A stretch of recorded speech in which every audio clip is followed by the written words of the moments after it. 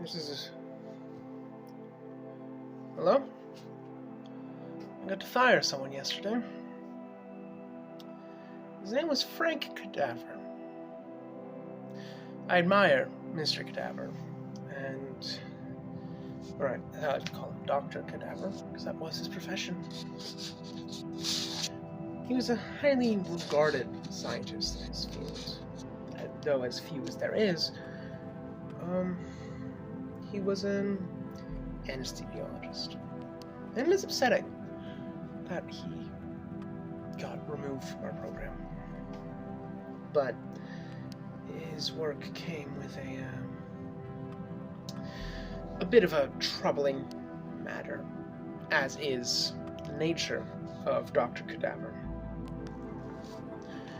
It is unfortunate. He was a good doctor, he was a good professor, he was a good scientist. Not professor, he didn't teach, but he was good at what he did. I think what set us off was the main thing that set us off had to have been the canister of pseudo-dragon venom. If you don't know what pseudo-dragon venom does, pseudo-dragon venom is an injection, and it puts people to sleep, which is what he does. It's an anesthesiologist. That's what he does.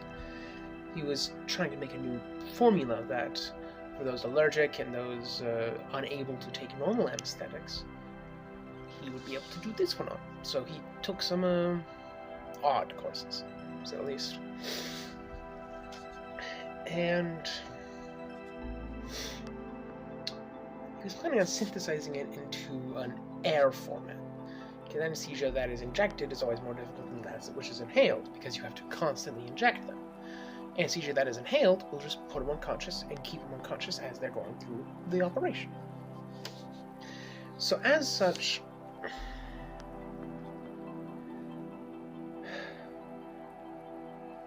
well, it's difficult to say.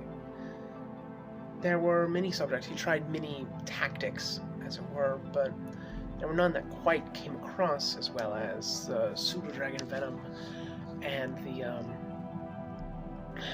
the homunculus saliva, which I also found out, but, you know, bygones be bygones.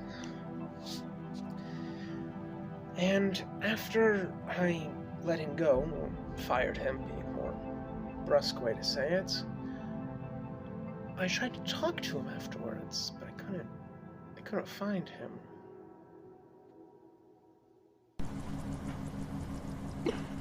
And it's almost like he never existed, you know? He just vanished. It is very unfortunate, but he might have given us a false name. We checked all the records, but mad scientist these days. So,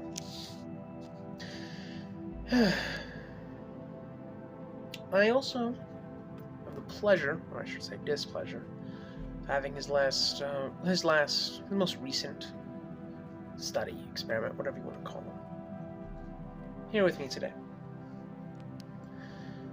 And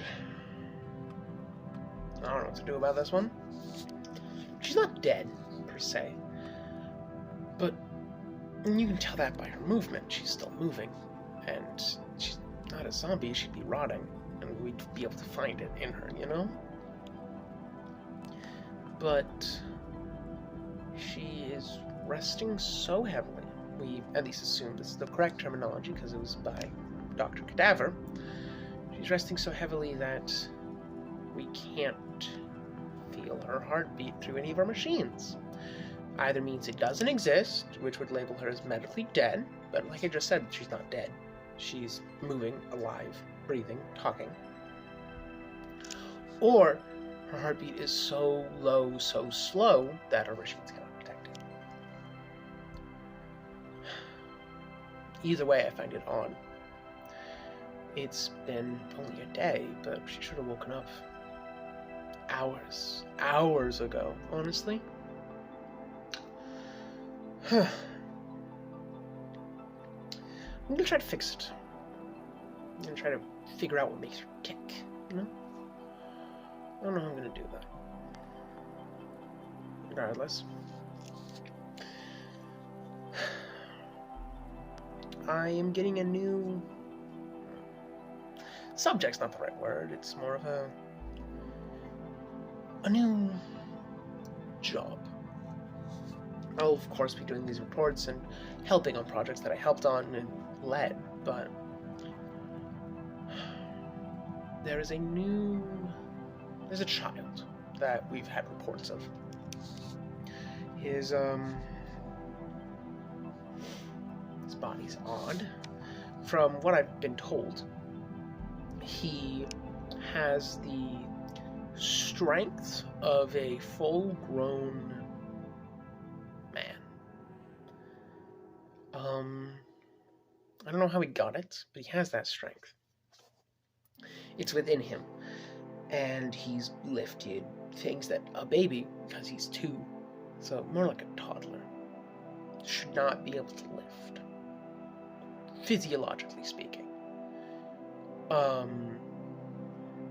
He should not be able to lift him. So, getting him under my ward today.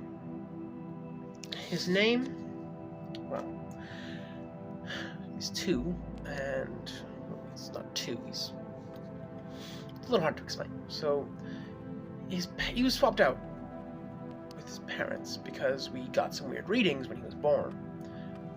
So his parents don't know, but we've had him since he was a newborn, and he is now 2, and that's why he's going under my care, and I'll but deal with him until he reaches adulthood.